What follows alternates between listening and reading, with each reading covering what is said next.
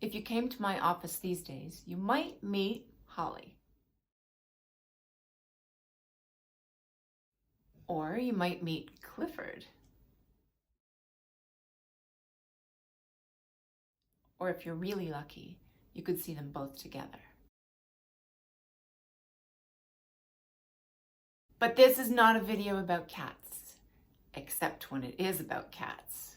This is a video about CBT, cognitive behavioral therapy, how to do a thought record. I'm going to use a situation from my real life and show you how I got myself through a moment where I was caught up in fear using a really easy, quick tool. The time to use a thought record is when you're having a big emotion and you kind of know the situation that's happening isn't really a big situation. When you have a sense that your feelings are out of proportion to what's going on. And sometimes that's hard to recognize. Sometimes when we're having a big feeling, we're pretty sure that what's happening is really huge. CBT. Sometimes we think of CBT as something that's a little bit superficial, change your thoughts, change your world. Is it that easy? Does it really make that much of a difference? Absolutely, it does. There is a lot of evidence that tells us that your thoughts do determine your mood, but CBT can be deep. It is deep, and you can go deep really fast. A thought record is a great way to not only put your feelings into perspective, but in general, just to know yourself in a deeper way. It's a little more than a year ago when I got Holly. Holly is a fantastic kitten, very active, very loving, has been a delight in my life. But a few months ago, so she's maybe a year old at this point, I noticed that Holly was getting a little chubby and she seemed a little bored. I thought she would probably like to have a playmate. I didn't feel like I had enough time to play with her. And so I became open to the idea of having another kitten in our lives. I swear it was maybe only 2 days later that my granddaughter Shay sent me some pictures of a kitten she found at her friend's house. She was staying overnight and she met Clifford and kind of fell in love with him. And I did too. So a couple of weeks after that, Clifford came to the home. I had done my research. I was ready for this. I knew how to keep them separate until they seemed ready to be together. And the first couple of days, Clifford was alone in a room all by himself underneath this treatment room. So I'd be doing neurofeedback and this little kitten crying underneath us. Oh, and I felt so uncomfortable. I felt really anxious. And I started getting really scared about how well this was going to go. So now I'm going to use a thought record to take you through the process of how Linda could have or did calm herself in that moment of severe anxiety. How to use a thought record. The first step in a thought record is to write down the situation.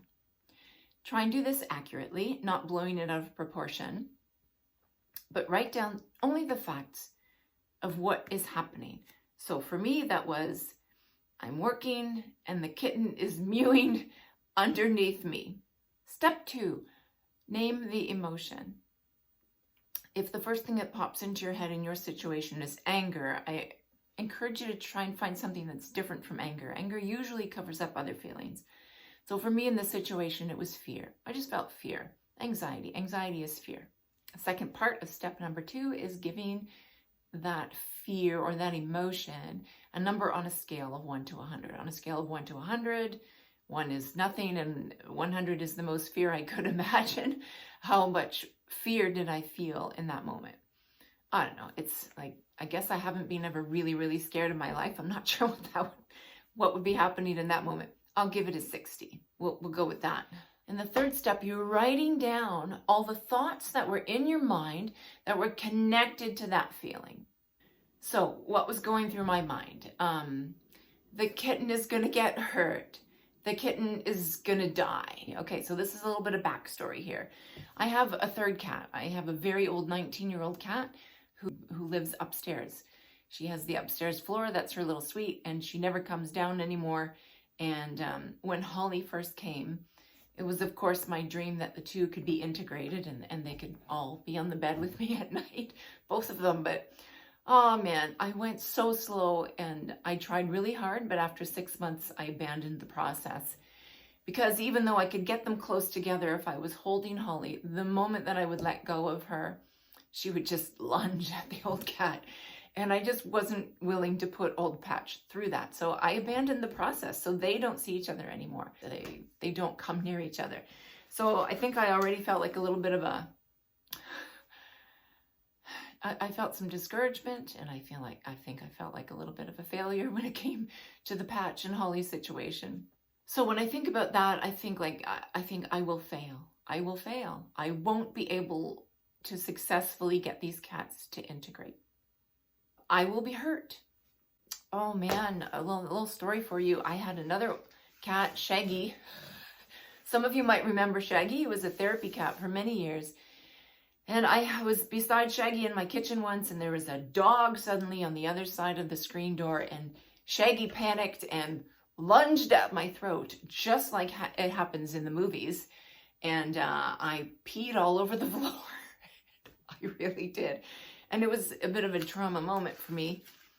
So part of me, I think my body was remembering this and thinking, not a wild animal, but like an animal. An animal has instincts, and there could be things happening that would put the kitten or me at risk, or my grandkids at risk of being hurt if I couldn't control it. Okay, there's the C word. You know, I think the thought I won't be able to control the situation. I will not be able to control this situation, and something bad will happen because I can't control it, probably was a big part of my panic. Let's admit that. Probably had the thought of I made a rash decision. I made a bad decision. I'll mention here that it's important to write down these thoughts, not as questions, but as beliefs about yourself or about the future or about the situation.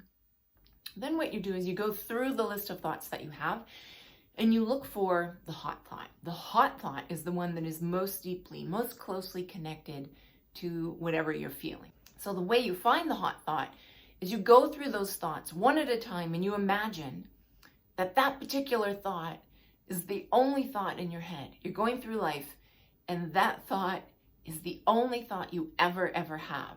And then you give yourself a number. You give that thought a number on that scale of 1 to 100. How distressing is it? Or how much anxiety do I feel? Would I feel if that was the only thought I ever had? In doing so, I think what it came down to for me was that I will fail. I will fail. Also closely connected to that, and you can take any of the thoughts and continue the process and do this process with any of those thoughts. So my hot thought, I will fail, kind of goes deeper too. Like, I am a failure. I suck. I just suck, right? That's where we go with this stuff. So because it was also connected to the control piece. Because I can't control the situation, I suck. Things suck when I can't control. I don't know. It's just like this messy mixture of those thoughts put together. But let's whittle it down to one. I suck. I suck. Would be the worst place that all that would go in my mind, right? All right, so the next step, step number 4, is we take the situation and we look for evidence of the truth of that hot thought in the situation, in the real situation, not in my life in general. I'm in my office. There's a kitten mewing underneath me. Is that evidence that I suck? No, it's not really. It's evidence that kittens mew when they need something. It's evidence that the kitten is unhappy. But just because the kitten is unhappy doesn't mean I suck, because it's a process. I'm invested in the process. I've learned about the process. I trust the process. So there's no evidence that I suck, even though the person sitting in my treatment chair might have that brief thought, like, why is there a kitten interrupting us? But I have to say the reality was that I did feel a little bit like I couldn't control the situation when the kitten was mewing. That part was real. And I think, like, separate from the fear that I suck, that control piece needs to be dealt with at some point. So the truth was, I hadn't failed yet. I didn't suck yet. Then step number 5 is you look at the evidence of the opposite of the hot thought in that moment. Okay, so I'm in my office, the kitten is mewing. What is the evidence that I don't suck? The evidence that I didn't suck would be that I didn't melt into a crying mess. I didn't have to rush downstairs and try and fix it. I didn't, I may have apologized once or twice, but not profusely. I was able to do my job, even though there was a kitten mewing.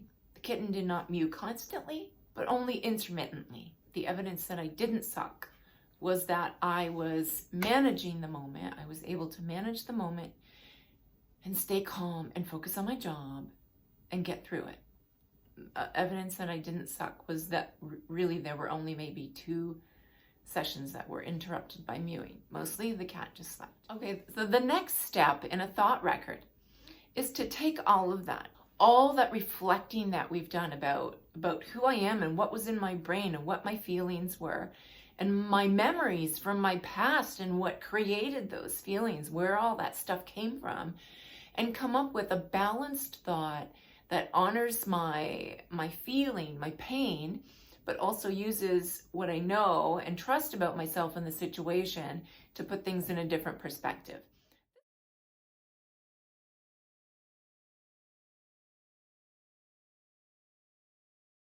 I am a fixer. And being in control and competent has been a coping mechanism that has mostly worked for me in life. But sometimes I cannot control things.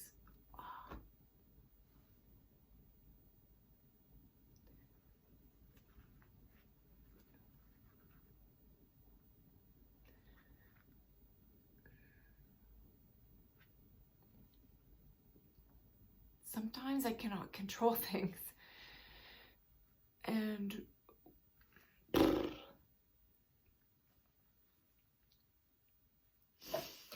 when there's a chance something bad can happen or someone could get hurt or there's a problem, the part of me that wants to fix it is really loud. I really want to control and fix things. Sorry, I didn't anticipate this.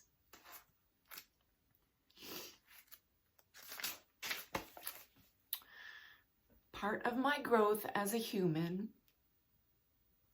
is to control less.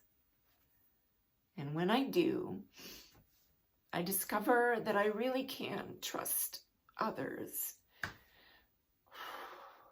trust the process, and know that doing my part is enough. Doing my part is all I need to know that I don't suck.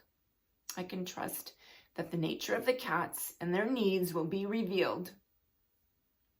And they have a right to figure it out on their own.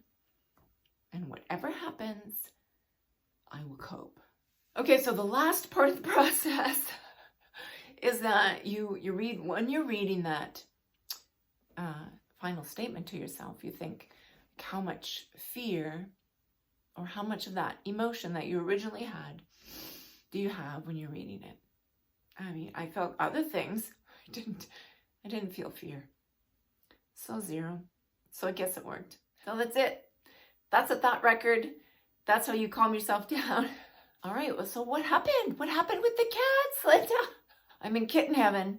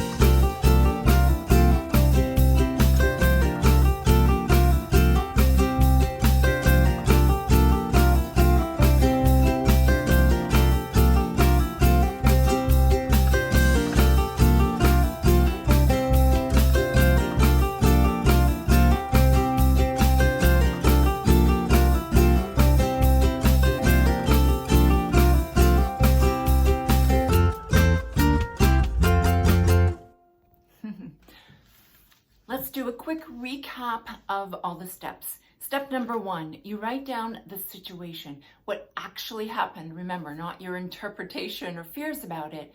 What's the little thing? It works best with little things, not big things. What's the little thing that triggered the big emotion? What actually happened? Step number 2, what was the feeling that you had that was attached to that? Not anger. It's probably shame, fear, or hurt, one of those. Step number 3, gauge the feeling or scale the feeling. On a scale of 1 to 100, how much of that feeling did you have at that moment when you were overwhelmed? Step number 4, write down all the thoughts that were in your head. Not questions, but statements about yourself, about your life, about the future, about the world. They're probably negative, and dig as deep as you can. Okay, so then what you're going to do is you're going to look for the hot thought. Remember, look for the thought that's most deeply connected to that feeling that you had. Step number 5, ask yourself, what is the evidence in the situation that that hot thought is true? What is the evidence in the situation that that very bad thought is true? Step number 6, what is the evidence in that situation that the very bad thought is not true? What is the evidence of the opposite of that thought?